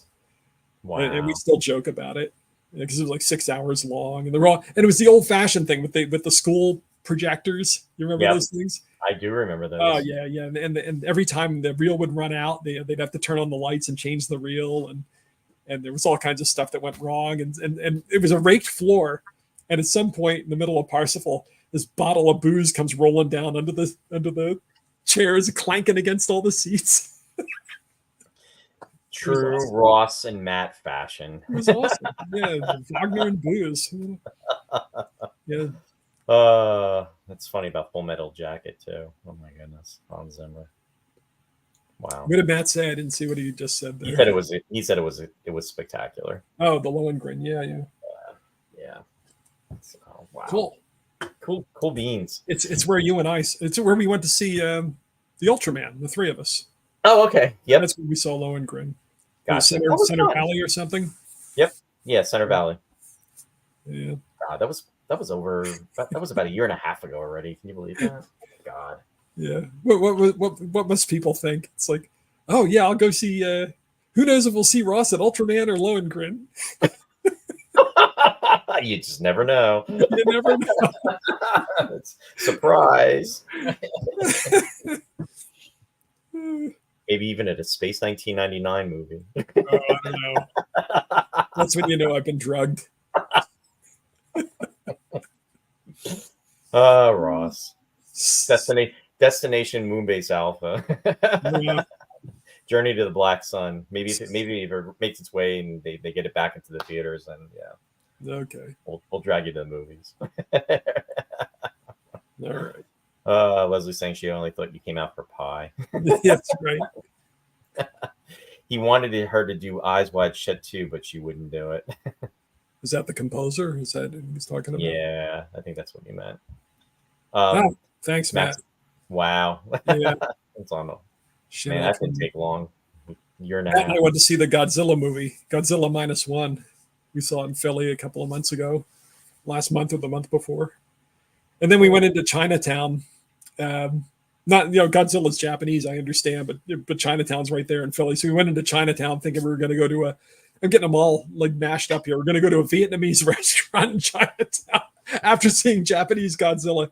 But the restaurant closed at 8:00. So we wound up going down the street to this dim sum place that I'd been to before. And we went in, and it was basically a private party. And it was a karaoke night. Oh, geez. So you had Matt and I sitting in a booth in Chinatown with everybody doing karaoke. Did you guys get tempted to sing? No, we were the token white guys in the corner though. Yeah. Oh, okay. Taking it all in. Yeah. Enjoying the moment. Yeah. Well, It was a fun night. that's cool. Anyway. What did you think of The Godzilla movie? Yeah. Yeah, it's pretty good. Yeah. It's pretty good. A lot of people were saying it was sensational or whatever. It was like the greatest thing, but I don't think it was the greatest thing, but it was pretty good for a Godzilla movie. Yeah, I heard a lot of positive things about it. I honestly never got into Godzilla. I missed the guy in the suit. I want the rubber guy in the. Nobody's going to do that. I want to go to a Godzilla movie and have it turn out to be the guy in the rubber suit. Yeah, wouldn't that be great? It would be retro. It would be very retro. But it was the most human Godzilla. I mean, sure. The human story was very strong. Well, that's good. That's good. But yeah, I don't know. I just never got into those movies. Plus, Ultraman and what was it? Ultraman, Johnny Sacco's Route. What about Space Giants? You ever watch Space Giants with Goldar, Silvar, and Gam? Yeah, the Luga Men. Yeah. Channel 17 out of Philadelphia. Yeah, I was into that one. The Luga Men would always turn into applesauce. Whenever they got, they're always in nylon, but then when they got killed, they would always just like ooze like applesauce. That sounds really familiar. Leslie saying I met the guy in the rubber suit at Chiller about 10 years. I can't believe that was 10 years ago already when he was a Chiller. And I think he may have passed away. That's the guy that played what was it, Hayata? Was that Wait, was he the lead guy in is she talking about Godzilla or is she talking about the Ultraman guy? Because the Ultraman guy apparently from what we learned, they actually used him in that Shin Ultraman. Okay. He wasn't, I mean, as kind of a movement guy, you know what I mean? Just to kind of, wow. But I don't know that he was in all of the things there. I don't know. You'd have to Google it. Don't take me. I know. We went from the Knights of the Round Table to Godzilla. Go figure, huh, Jeff? We swung hard at the end into the shout outs.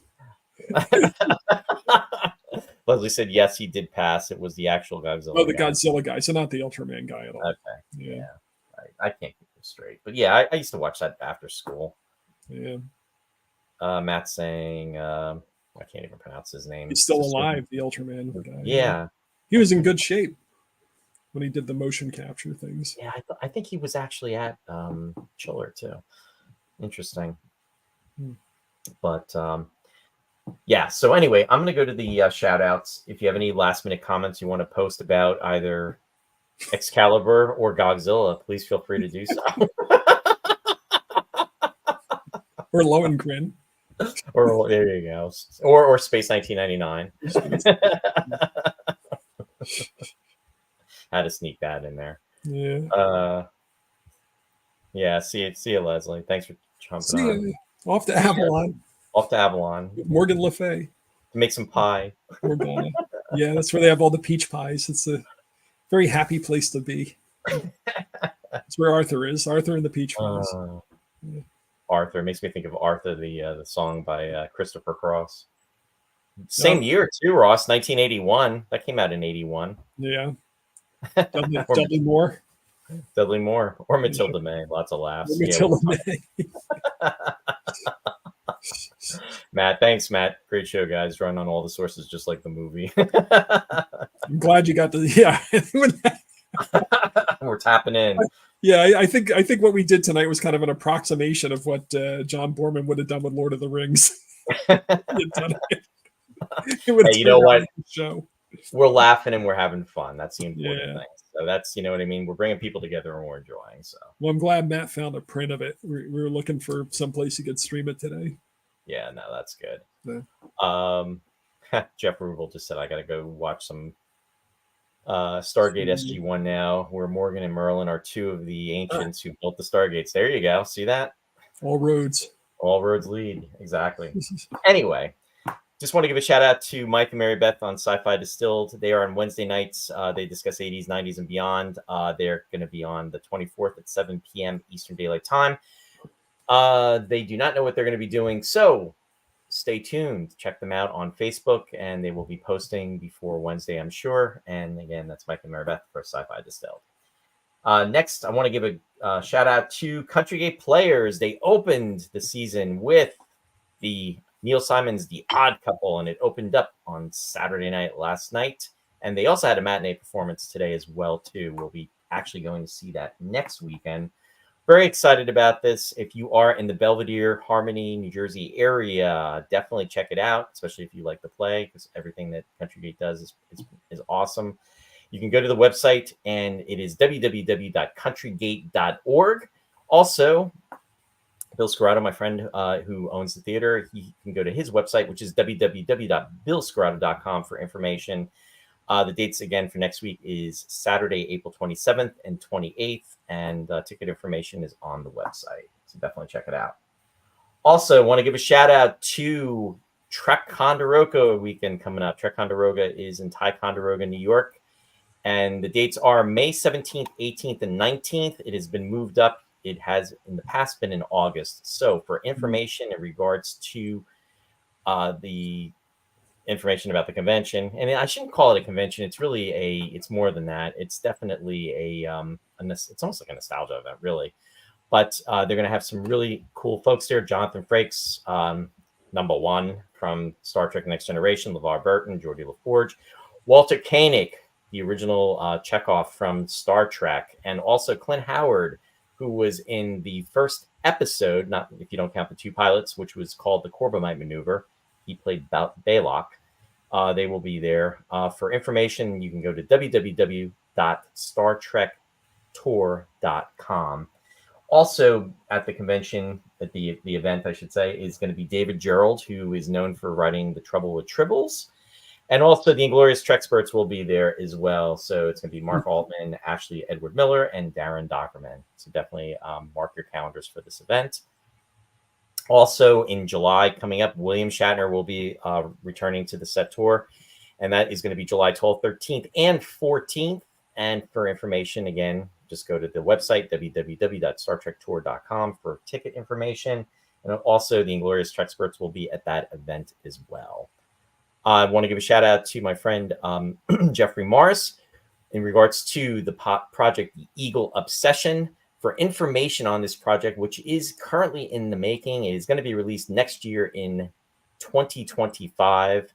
You can go to the website, which is www.eagledocumentary.com. And there's a lot of information about the production and everything that's been moving forward, and definitely check that out.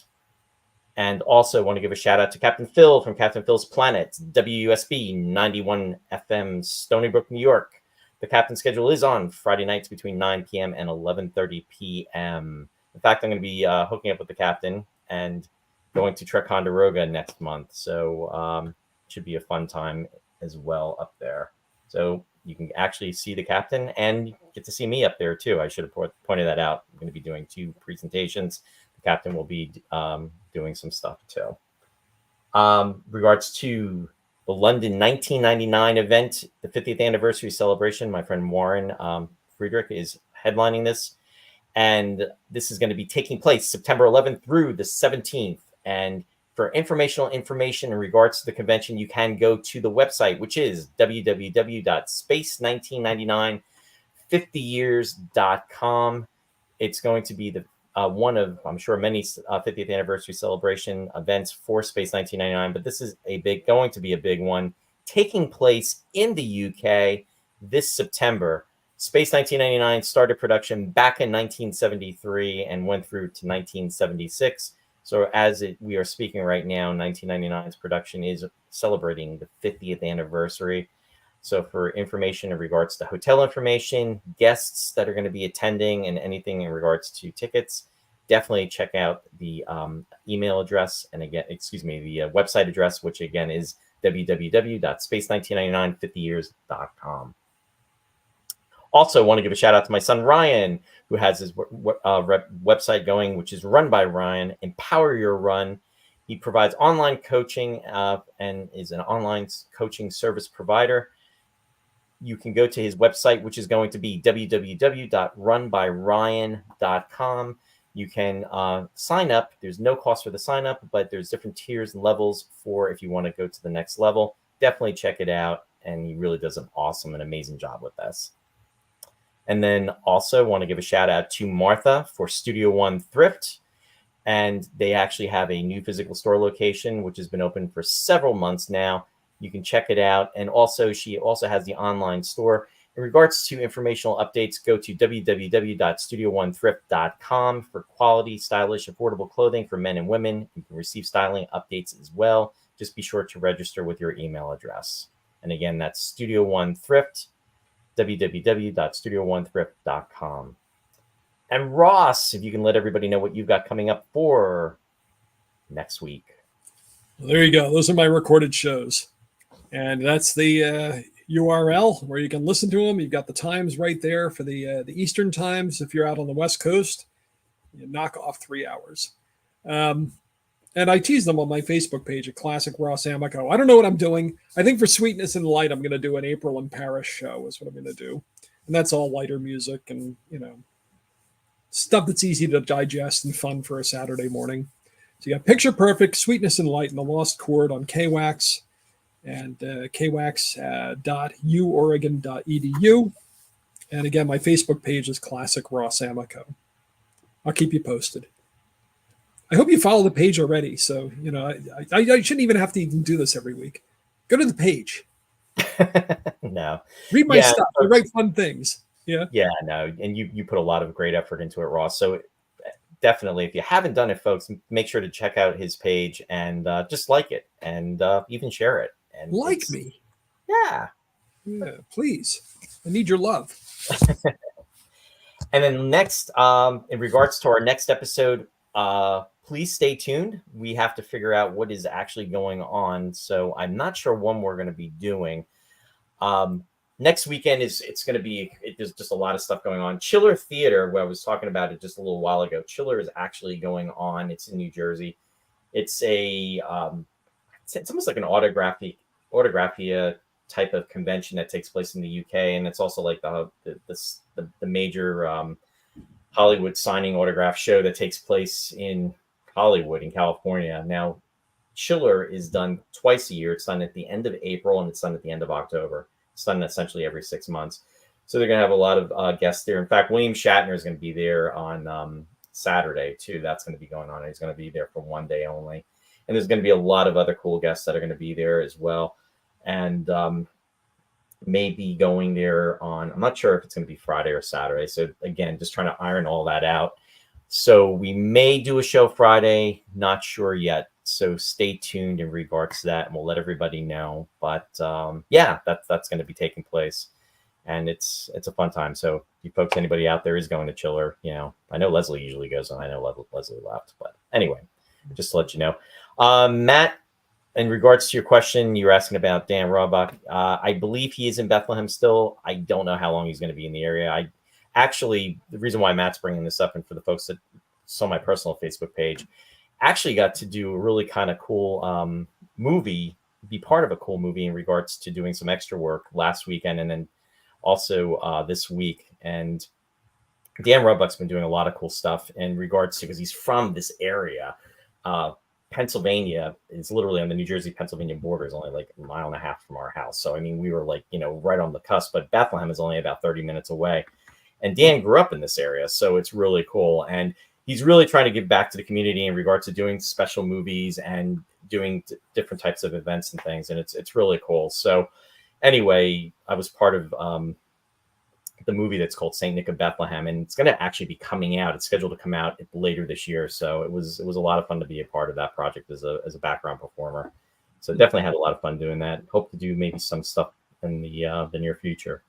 But to answer your question then, Matt, I'm not sure. I mean, you maybe try reaching out to him on Facebook or just a messaging. Yeah, just that's one great thing.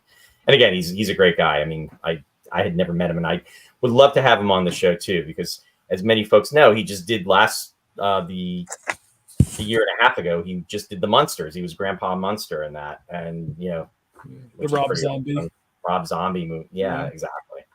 Yeah, Matt used to do community theater with Dan Roebuck in the area. So. Yeah, probably at the Pennsylvania Playhouse. So it's it's just it's a nice.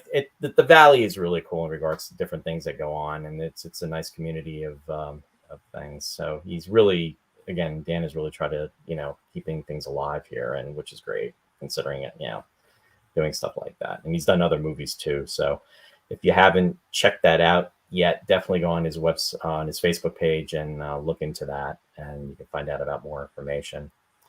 And as Ross was saying, if you have not already, I would just ask if you please like the page for this show, and then also follow it, and maybe even share it too if you like what we're doing, and also on YouTube as well. So this is actually very excited about it. Our fifth season opener, going into the fifth season. We just celebrated 4 years the other week, so it's kind of cool. But I don't know where the time is going, but anyway, here we are.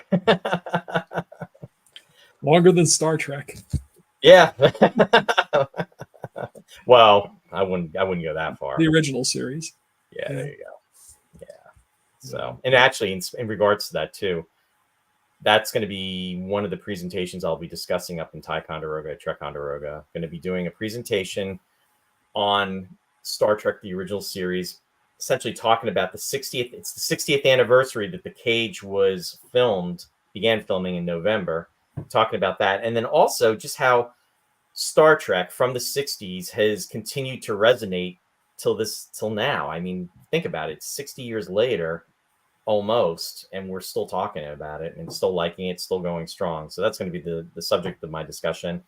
And then the other thing is talking about Space 1999. Space 1999, as we were saying before, going to be talking about the 50th anniversary of the series, and then also talking about Geoffrey Morris's film in regards to the Eagle obsession. So that's going to be coming out next year. So I'll be discussing that as well, just to give the folks that are there just some awareness about that. So yeah, it should be a really fun time. But it's good stuff. And Randy just said 4.5 years longer than the Galactic in 1980.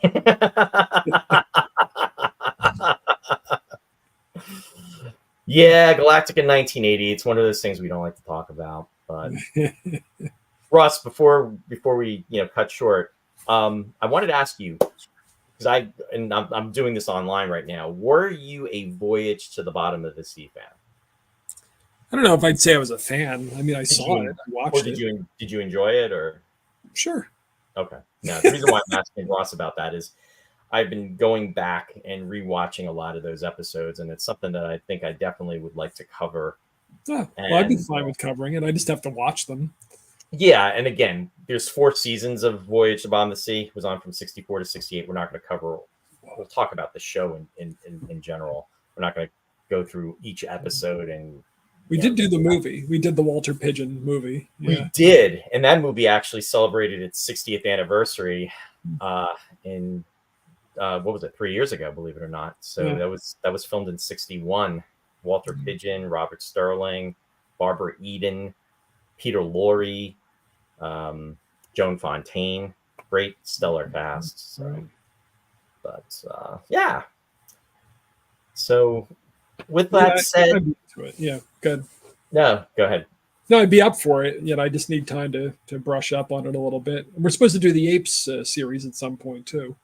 Yes, we are going to be discussing the Planet of the Apes television series. That show is actually celebrating its 50th anniversary, so we will be probably doing that maybe a little later in the year, just to coincide with the 50th anniversary of that. Unfortunately, there's only about, I think, 12 episodes. But that's fortunate, because then I can watch the 12 episodes very quickly. 4 seasons is unfortunately, because that's back when they had seasons too. Each season was how many episodes? Like usually 30? average 24 episodes. Yeah, or something like that. On the average. Yeah, I'm good with 12. Yeah. Now there you go. Also, since we're making announcements, I just want to make an announcement. Mark your calendars too, and I'm just putting this out there now.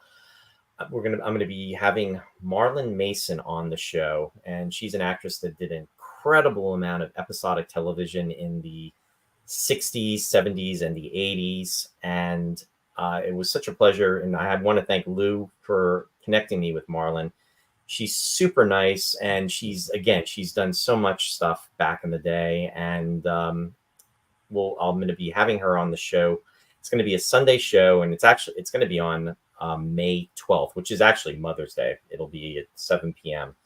So if you are available and just want to mark that down on your calendars, it's just the way things are working in regards to scheduling, because I definitely wanted to get her on, because I know she's going to be busier later on. And, time is flying. We're going to begin into the summer. But again, she's done so much in regards to, I think she was on, Bonanza. She was on, didn't do a lot of sci-fi per se, but she did do an Invaders episode. Did not do Star Trek, but did The Big Valley, did Mission Impossible, The Man from U.N.C.L.E. So, the list goes on, and just very happy to have her on the show. So wanted to just put that announcement out there too. And she's and Hogan's Heroes. Yes. Thanks, Jeff. And she's friends with Ralph Sinensky as well too, which he was a pleasure to have on.